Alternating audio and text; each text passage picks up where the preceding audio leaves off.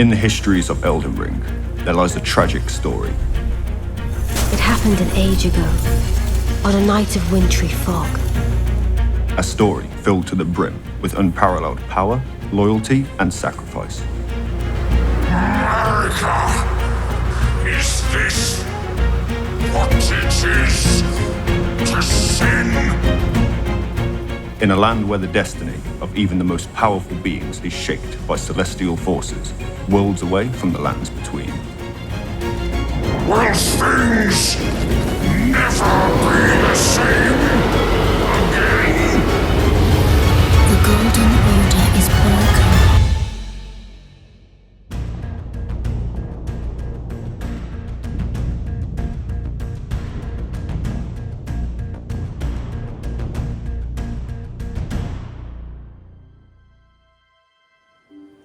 Many beings in this land often give their entire lives in pursuit of a greater goal or purpose, sacrificing their mind, body, and even their soul in the process, often leading one down a wretched path of anguish and despair.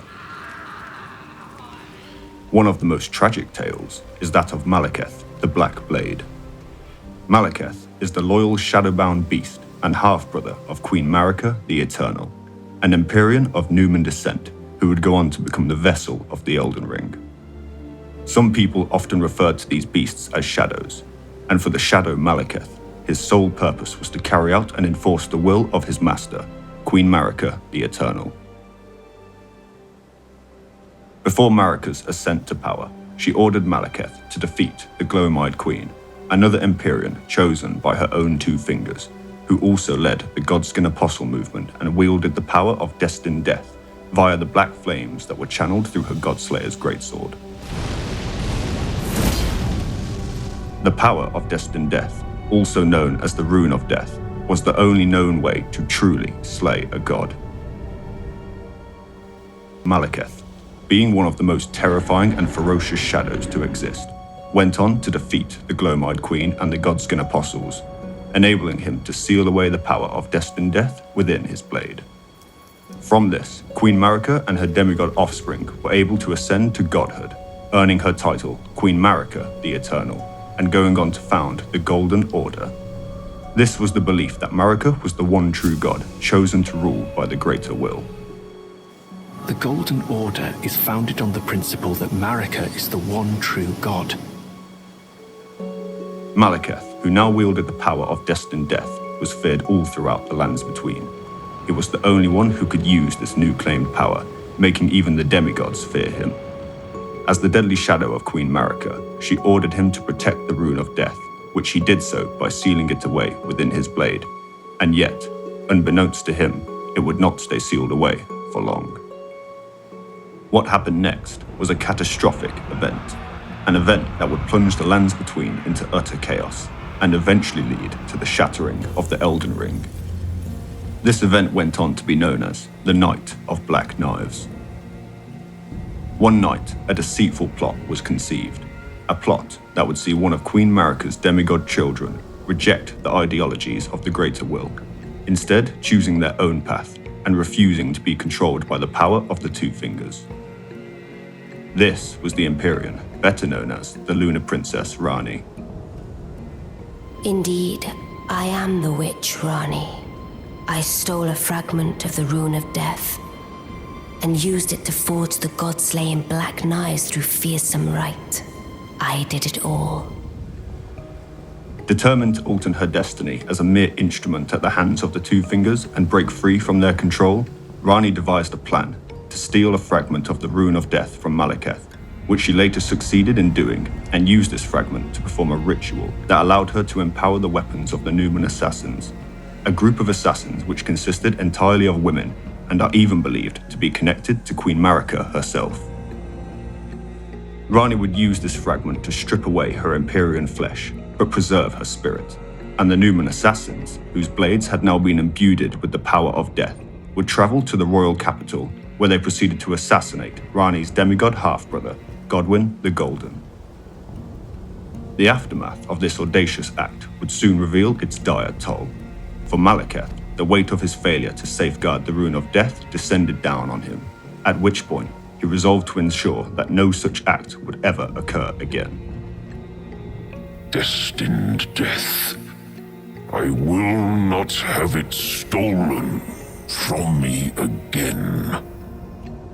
Maliketh merged his blade, and the rune of death concealed within it, into his own flesh. This desperate act was a bid to ensure that the power of death would never be stolen again. After Godwyn's death, his body was taken down to the deep-root depths and placed at the base of the Erd tree, where he was laid to rest. His soul had perished, yet his body remained behind, and over time, his soulless body, corrupted by the rune of death, began to change. Morphing into a hideous and grotesque creature, he was no longer recognizable as the gracious and fair demigod Godwyn the Golden. This grotesque aberration still contained traces of destined death, and as Godwyn's body began to merge with the roots of the Erd tree, a new root would begin to sprout all across the lands between, a root that would go on to be known as Deathroot.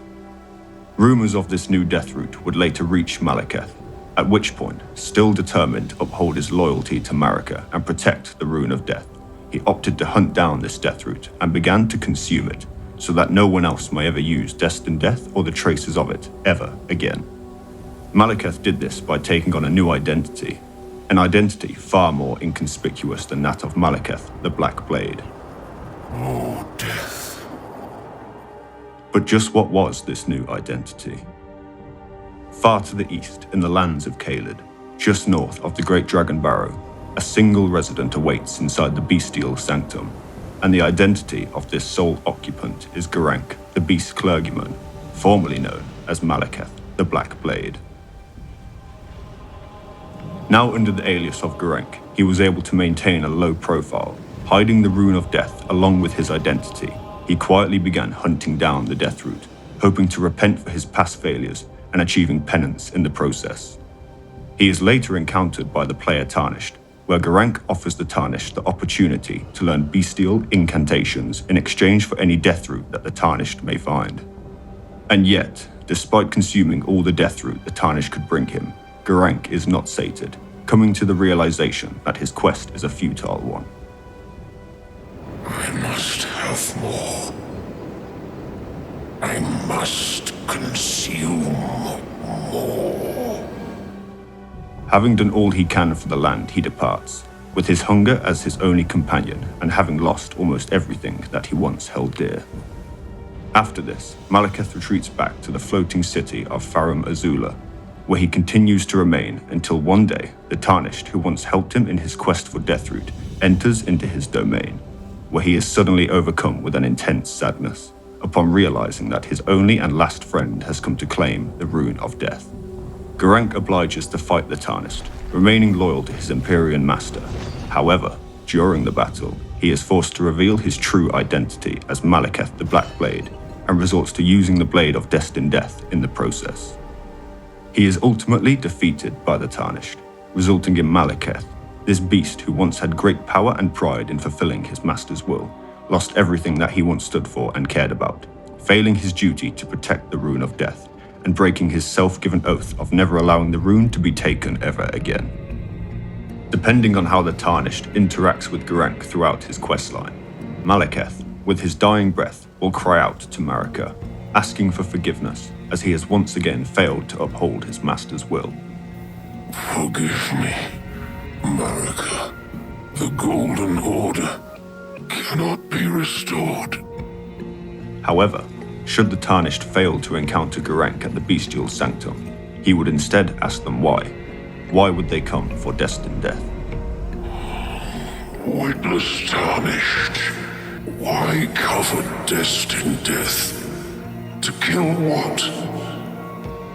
In the end, as Maliketh's dying words echoed into the void, they carried with them the weight of his unwavering loyalty and the heavy burden of his failures. Maliketh gave his everything to Queen Marika, attempting to uphold her ideologies and will, sacrificing everything that he held dear in the process, losing his god-slaying power and all that he cared for. For Maliketh, his fate was intertwined with sorrow and sacrifice, showing that even the most powerful of beings can be dragged down and experience a most tragic fate. Those who follow the beliefs and orders of others, at least in the lands between, often find themselves greeted by nothing more than tragedy and misfortune. What do you think of Maliketh and his descent into self-punishment? Did he achieve penance and resolve for Queen Marika, or did he depart this life as nothing more than a failed shadow?